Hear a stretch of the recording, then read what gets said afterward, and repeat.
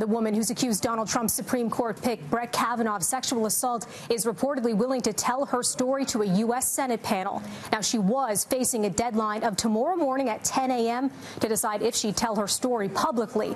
The New York Times among the first to report that Christine Blasey Ford said she would be prepared to testify next week, so long as senators offer terms that are fair and which ensure her safety. We believe Dr. Blasey! We believe Dr. Blasey! Protesters outside U.S. senators' offices today say they believe the woman who's come forward accusing Kavanaugh of sexual assault. The allegations were made public this week. In the Washington Post, California professor Christine Blasey Ford says Kavanaugh sexually assaulted her in 1982 when they were both high school students.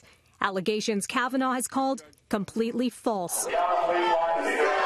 Some demonstrators who were supporting Ford were arrested today, but they weren't the only ones speaking out. Senate Democrats like Kirsten Gillibrand are among those backing Kavanaugh's accuser. I believe her because she's telling the truth. She is asking the FBI to investigate her claims.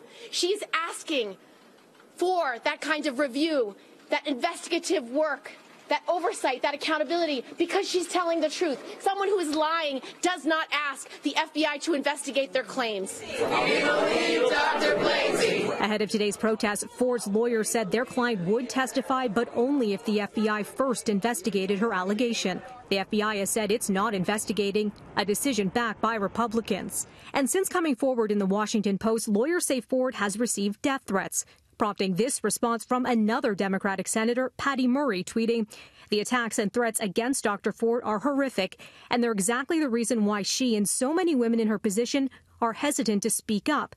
But I want her and every other woman to know, I stand with you, I believe you, and I will fight for you." I think he's an extraordinary man. I think he's a man of great intellect, as I've been telling you.